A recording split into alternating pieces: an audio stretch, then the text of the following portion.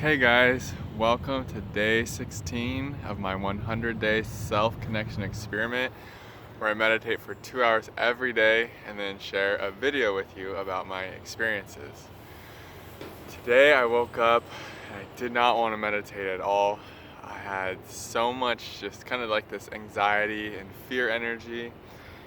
And the interesting part is it wasn't really in my body. My body only had a little bit of it, but there was so much fear in the mind.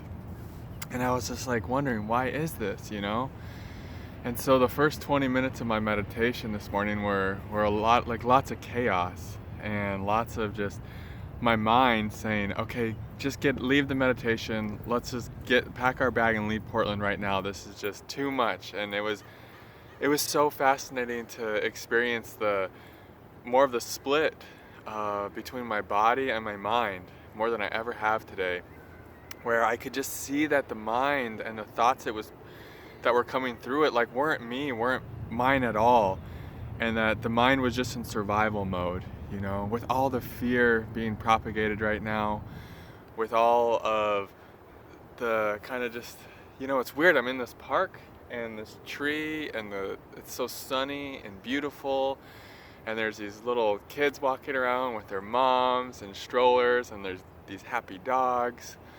So like what's real right now is super serene and peaceful. But it's the mind when it's like, what's on the news today? And I usually never read the news, but recently I think just being more in a city, it's unavoidable to kind of find out what's going on. And so when I open the news up, there's just this tremendous amount of fear coming at me, and it's just like, whoa, and I'm realizing this whole coronavirus thing, yes, it's physiological, and it can be like a virus that's infected that way, but there's also this psychological infection aspect too. And I think for so much of us, the psychological infection aspect can be so much more powerful maybe, and it can spread much more rapidly. And there is a place for wisdom and vigilance and being just smart, right? But there's also this part where it's like, dang, I could feel the psyche, I could feel the mind get kind of carried away by that fear. And so more than ever, as I was meditating today, I felt that fear, that psychological fear, whether you want to say it was mine or just from the collective of the space I'm in.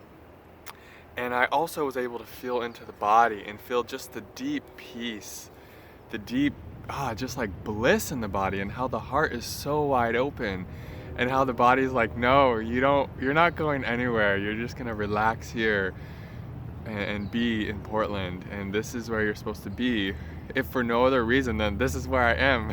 So of course this is where I'm supposed to be. And so as the meditation went on, I was able to come more and more into the body, and I was more receptive to what's really true in this moment, And so, yeah, the news can have a really impactful effect on the psychological well-being, and it's important to feel into what's actually true and what's actually happening, and to, more and more, I'm unveiling the answer of why I'm here. I'm here to come deeper into surrender. I'm here to let go even deeper than I ever have. And it's interesting, letting go, coming here has triggered so much. It's shown me how much of an attachment I still have to the mind and to the survival machine of the mind, and how much servility I still pay to that movement, that fight or flight movement, right? And how much it can still absorb my interest and attention. And so coming here, I've just noticed it's been a surrender into the body, into the intelligence of the heart, into letting go into something greater, and letting go into trust and the non-physical support, the letting go into our true nature, which is the spaciousness, the pure awareness that we are.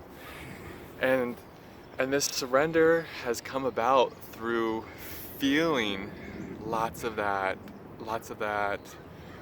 fear, lots of that. At first it was anger and agitation, and And the mind now is like, we gotta let's go back to the prairie, into the stillness and the silence and the emptiness, of being in the rural country.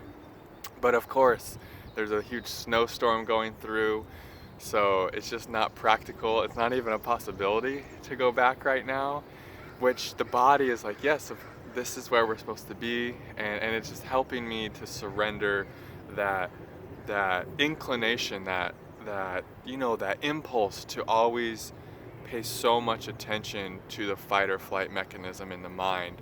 And right now, more than I've ever felt in my life, there's that triggering effect in the news. If you read the news, oh my gosh, it can just trigger off a whole psychological avalanche of fight or flight right now. And it's amazing that I have the awareness of it, but yet it can still happen, and I can just watch it. And then I think of the implications of that and the scope of that for society at large, who may not be aware of what's happening. And then I also realized, of course, I'm supposed to be right here in the middle of a city as this is happening, because this is helping me grow. It's helping me discover my attachments to my story, to my fight or flight, to my mind's projections. And it's also helping me realize in a deeper way than ever, like, I'm not even those thoughts. I'm not any of that chaos. All that chaos that's going through right now, it's not me.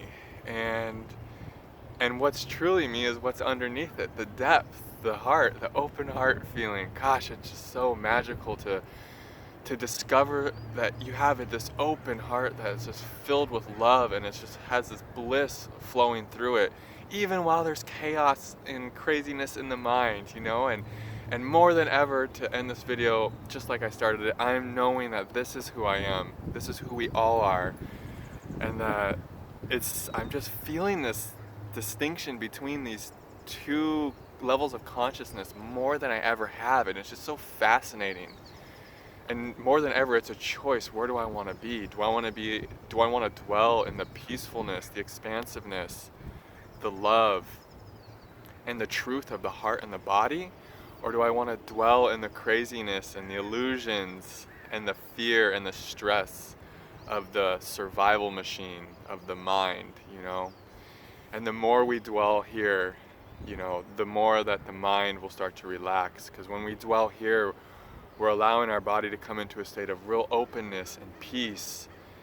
And this is very healing, and this helps the mind to relax. This helps to clear out the chaos, not only of your own mind, but of everybody else around you. Maybe the chaos of the community you're in, of the country, or even the world, the whole collective. And that's what I'm feeling today. I'm feeling, not only am I letting my own chaos clear, but I'm helping to clear the chaos of everything around me, of all the fear around me.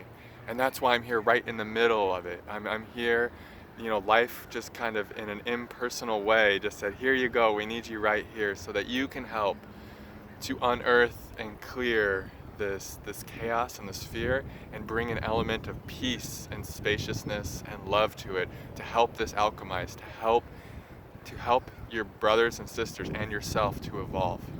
So that's what came through today, guys. I feel really good right now. I could cry. I just love you all so much, and I'm so appreciative for all of you taking this journey with me. I hope you have a wonderful day. Namaste.